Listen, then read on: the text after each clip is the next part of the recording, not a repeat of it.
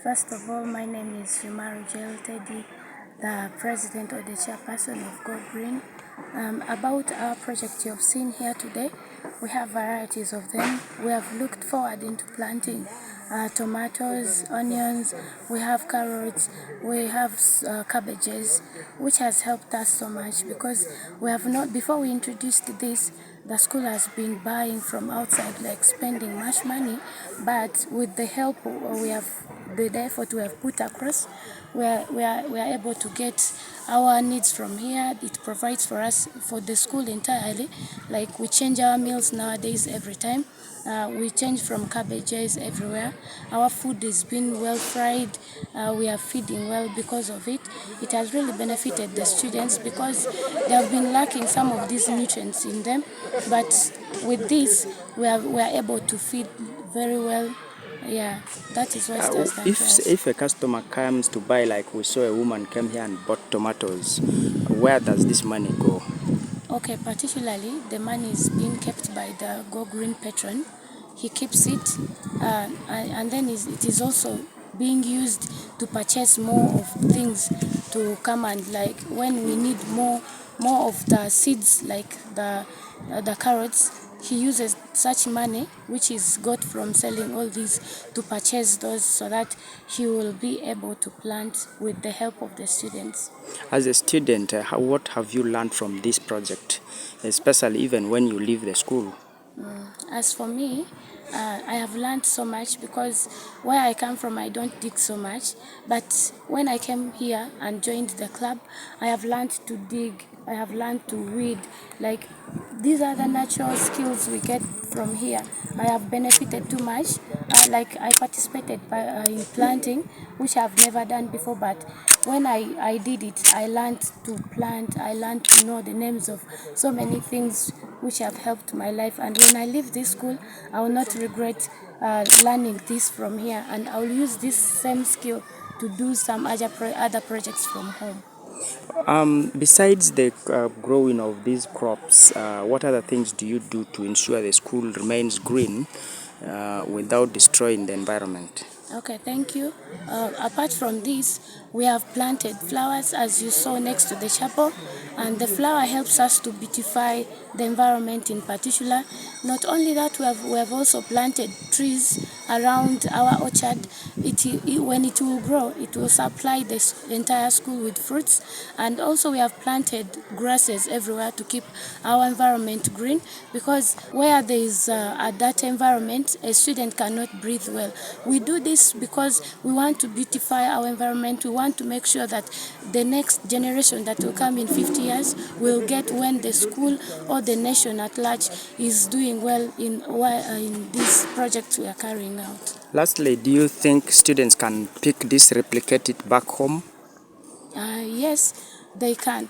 Like here in Muni particular, students nowadays, they have learned like to, we have a policy whereby we say cut one tree and plant five. So students have learned from this slogan we have introduced as Go Green. By names, I'm called Ogarbo Stanley, agriculture teacher from Muni Secondary School. We have this project in the school. As you can see, one of the projects has a vegetable garden. Based on the new curriculum, these projects are entirely managed by the students. Here they get the skills. At the same time, they're also going to be awarded the marks based on what they are trying to do, because this is one of their project activities that they are doing. Besides that, when these crops are ready, they are always put for sale, and we get income. This income goes direct to the school, because the school is entirely the one funding this project at the school, and it is actually supporting a lot. One, income to the school, then the second, the excess is also supplied for feeding, for changing the diet for the school. So the students are also eating their same product which they are raising from the garden, like tomatoes, onions. We have these cabbages, even the carrots, the eggplant, the sukuma wiki, all these ones.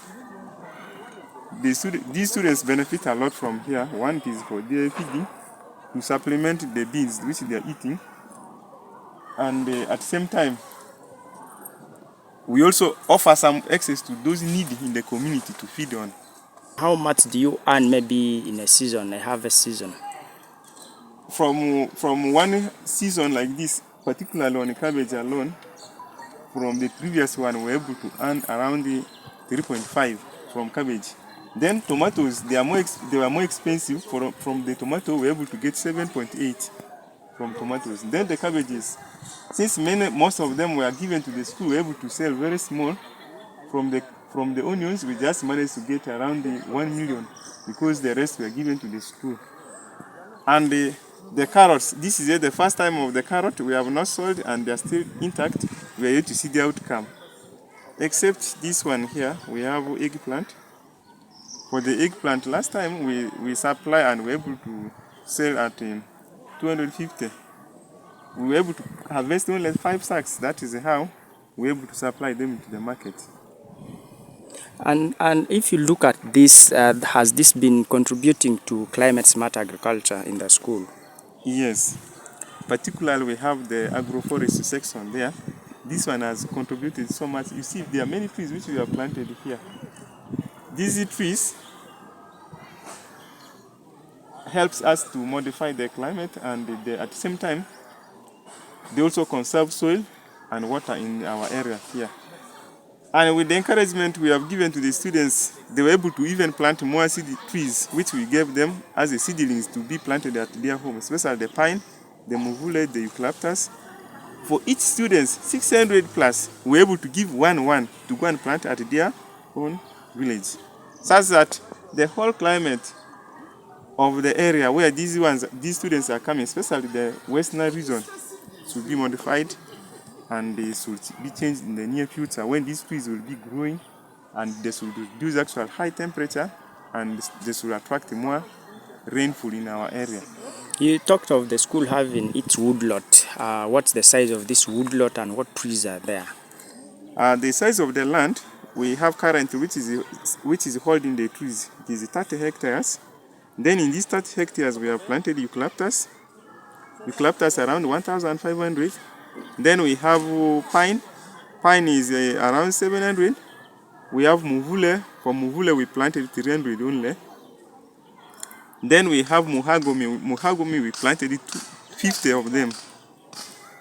Then other trees are now the natural trees which have occupied the lower side of the garden, which is still intact. What is the plan of the woodlot? Is it to supply the school with the firewood? Yes. Woodlot, the aim of these trees, we shall be cutting them slowly to supply wood for the school, as we keep on replacing more and more in the same area, because we don't want to tamper much with the climatic of the area. Lastly, maybe the issue of use of biogas in schools is one innovation schools like rural public, secondary have tried. Don't you think this would be alternative so that we reduce on the use of firewood? Yes, that is one of the alternatives. Maybe school administration will take over this. But with the current situation I have seen in the school, we have a modern kitchen where we use firewood, but the level has reduced because it is constructed such that a small amount of firewood is used to cook food. That is why in the whole school we can have a full lorry which will just push the whole term. Unlike those days where they used to have open kitchen where the stove requires a lot of firewood. This time we have really reduced use of firewood in the school. Maybe tell us before how many trucks the school would require and now. In the previous, when this new modern kitchen was not constructed, we used to have like seven trucks of wood for a term. But this time we only have one. It has reduced the rate of cutting down of trees, because now the modern kitchen is actually very efficient in use of wood as a firewood. Has this also saved money for the school? It has saved a lot of money, because now it used to be that a full truck of firewood is around 350. When you add transport on top of that, it goes up to 500. But this time it is only once. Those days it used to be 7 times. You can try to see when you calculate this one, how much you are spending. Plant has the capacity of bringing over 60 fruits if they are well taken care of. This is my garden. I love to farm as I also do office work. This is my garden. And I've organized the ridges so that if there is a heavy rainfall, the excess water can run off. And if there is, I'm now planning to plant indeterminate plants. That's why I've packed soil. I've mixed this soil with the charcoal particles, which allows the soil to be porous, so that the roots can freely move down there and look for resources. Indeterminate plant. Yes. These are tomato plants which can stay for a longer time, like Ariston, which I'm planning to put. After beginning to fruit, it can last for 6 months continuously fruiting. Why we call them indeterminate? They don't have a time limit. Most times it is you to say, I think you have done enough, let me plant more seedlings. It has taken quite some time because I harvest every 3 to 4 days. The tomatoes get ripe. This is the first crop that I've put in this garden. The advantage with this type of tomatoes is their shelf-life. For instance, this one can stay in the store for 3 weeks to 1 month without rotting. They have hard cover, they can stay in the store for quite a long time. So you will not be under pressure to sell them cheaply. In the evenings, over the weekends, any little time I have, I'm able to come and do this. I've been farming for quite some time. Even in my home, I farm variety of crops, including apples. I grow apples in saddling tins. I love to innovate and see how plants can be managed. For instance, aloe vera plants, I have over 4 varieties, and they help to provide organic manure. You just chop the leaves, soak them in water and pour for these plants. In just 3 days, you'll find the plants changing. They will become very strong and they are able to resist diseases. What message do you have for other fellow teachers like you? They can join in farming during their extra time. It pays, especially during dry season. You find in the market 5 tomatoes are being sold for 1,000. If they are bigger ones, they are for 2,000.